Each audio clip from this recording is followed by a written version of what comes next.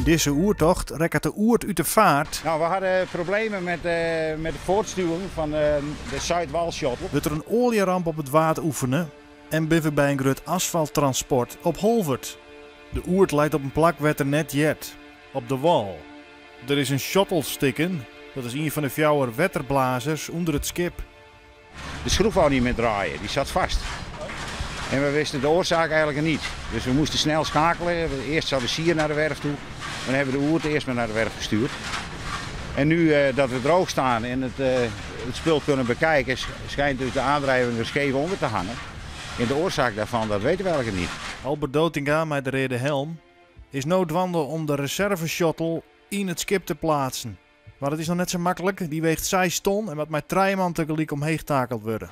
Op dit moment zijn de jongens bezig om de waterafdichting klaar te maken. Dat wil zeggen een rubber pace zit daarin. Ja. En er komt een siliconen afdichtingslaagje nog omheen. Ja. Op het moment dat dat klaar is, dan takelen we hem omhoog.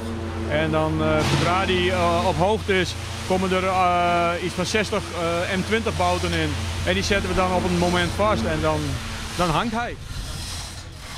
Maar we hebben een sper en die hebben we direct laten komen uit Zoetermeer en die zijn we nu dan intakelen. De oert is een speciaal schip, want de shuttles zorgen ervoor dat er op heel ondiep water varen kan. En er is Jaap Bruin grutskop. Als hij er hier 30 centimeter onder heeft, dan kan hij nog zijn volle voortsturing geven. Dus dan kan hij nog vol aanvaren. In het midden wordt het water opzogen. En het perst het zo eruit, eronderuit. In de slijtage wordt een speciale metalenbroek in de shuttle. En er is zelfs in delen een keramische coating omdat de de shuttle te volle sliet. En aan de zijkant van het schip zit een speciale coating, want ze rijdt je zo nou en dan nog wel de groen. Ja, hier raken we de grond. Kijk, hier kijk die gladde stukjes. Hier raken we de grond allemaal. Dus allemaal helemaal glad. Dus net gepolijst. Bent u niet bang dat hij op die plekken dan lek gaat? Nee, want om de zoveel jaar doen we diktemetingen van het vlak. Dus dan weet je exact van waar zitten de dunne stukken. En als die te dun worden, dan worden ze dus vernieuwd. Je ziet het in Holwert, vooral bij een smalle geul, dat water moet om dat schip heen. Ja. En jij sluit als het ware bijna die geul af. Ja, ja, ja. Dus hij duwt het water ook vooruit, dus hij gaat zakken. Ja. Want het water kan er niet omheen, zo snel omheen. Dus dan moet je langzamer gaan varen, zodat het water de tijd heeft om dat schip omhoog te houden. Dus het is een speciaal schip, een speciaal product. Speciaal voor Ameland? Ja, speciale mensen. Ja.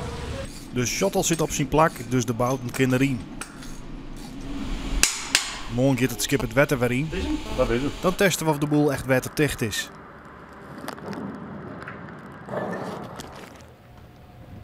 Op Schiermonnikoog wordt er een olieramp simuleerd. En daarvoor zijn er een heel soort vrijwilligers die het oefenen zullen voor een echte olieramp op het water.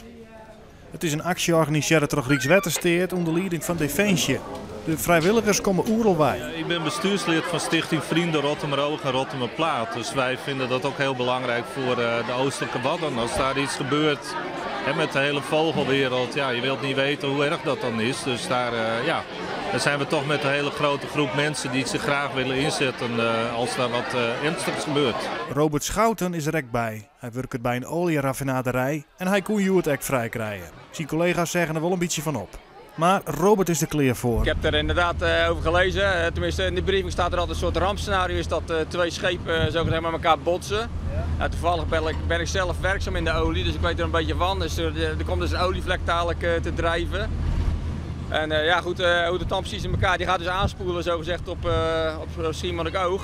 Hoe we dat precies gaan bestrijden weet ik niet, maar ik heb wel gezien dat die in ieder geval ergens aangespoelen. En wij gaan het dan in principe naspelen door middel van dat er hooi en houtsnippers volgens mij aan gaan spoelen. Maar mijn pasje leggen we eigenlijk bij de natuur. Dus soms ga je wegen, dan gaan we gewoon een bepaalde kant op. Maar als ik echt diep in mijn hart kijk, dan ben ik gewoon echt, een super natuurfreak. En een sportfreak ook dan. En vroeger heb ik al gezegd toen ik klein kind, ik wil boswachter worden. Maar ja, moet je wel een paar studies kunnen gaan doen en dat zat er echt niet in. Dus dat heb ik niet kunnen halen, maar wel die passie is altijd wel gebleven. Ja. En dan sta je dan op een gegeven moment op zo'n wad en dan kijk je naar links, zie je het vasteland, dan kijk je naar rechts, zie je Ameland. Ja, dat doet dan iets met je, weet je wel. Dan voel je ergens zo echt een stukje van terug naar de natuur, weet je wel zo gezegd. Dat je heel dicht weer bij de natuur komt, waar we eigenlijk vandaan komen. toen dacht ik van, weet je wat, ik ga het nog eens op internet surfen over dat gebied, ga ik lezen. En ja, zodoende ben ik dan bij die stichting terechtgekomen. Van vrienden van Rotterdam Plaat, Rotterdam Oog. Ja. En zo staan we weer hier nu, om weer wat te doen. Ja.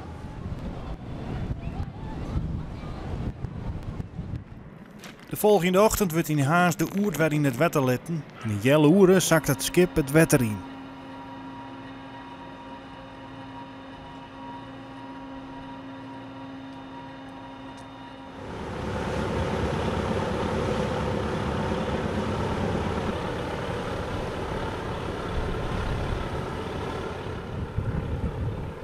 Nu het schip weer in het wetter leidt, inspecteert Jaap Bruin de oordichting.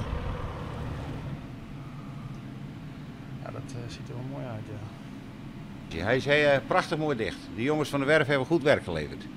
Dus hij is helemaal dicht. Dus we bouwen hem nu verder af. Zodat hij weer in bedrijf kan. Vullen hem op met olie. En persen hem vol met vet. En dan kan hij weer een poosje mee. We hopen 4 jaar. Dat is dus slag, hè?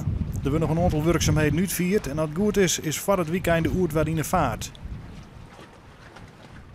Joet moet er op het Ameloon asfalteerd worden. Daarom staat Sjoerd Jansma met zijn collega al klaar bij de pier van Holvert. Er komen aan 6 trucks met asfalt aan. Voor een speciaal asfalttransport. Dus ik zie je even zijden.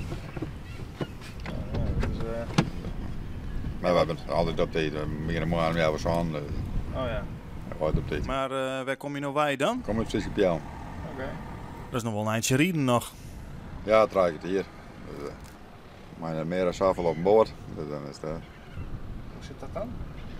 ja, dat zijn tonnages, hè. Dus, maar dan meer dan zoveel laden en zoveel ton maar op boord. Ja, ik denk dat er nog meer heen moet, maar officieel.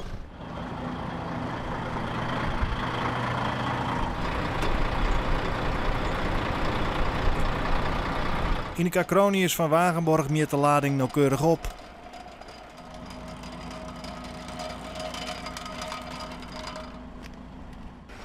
Ja, van mij maar we naar de camping daar, naar Boomheemke. Ja. Nou, dan moeten we de asfalt op. En dat werd helemaal vanaaid. Ja. Nou, dan moeten we de asfalt op. En dan misschien naar de toer vraag je mijn punt waarom. Oh zo. Dan moeten we weer een koers te tellen.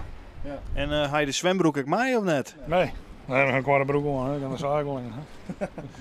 Ja. Ja, dat zijn allemaal mooie reisjes dit. Ja. Van de morgen om 11:06 is er vanuit Nes een extra skip vertrokken om de asfalttrucks op te halen. Als de auto's op het skip staan, kan er haast geen gewicht meer bij. Nou, er zou nog 1 bij kunnen, ja. Maar dan zit het echt aan een max. Alleen volgens mij komen we niet meer, want ze kunnen niet meer zoveel verwerken. Dus ze kunnen wel meer auto's heen sturen, maar als ze niet meer kunnen verwerken, dan staat het koud te worden. Dus dat wordt het niet. En hoeveel ton past er nu op het schip dan? Wij kunnen laden iets van 380 ton. Dit is? Nou, dit is ongeveer, kijk, 300, dat zit ongeveer op 3,5 denk ik ongeveer. Oké.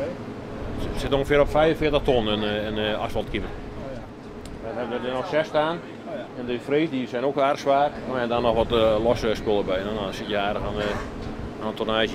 Het lijkt wel dat het gewicht meer naar voren steekt als naar achteren. Ja, maar kijk, het is aardig verdeeld hoor. En als je wegvaart, de grond zakt toch altijd een beetje weg. Dus dan komt het weer aardig gelijk.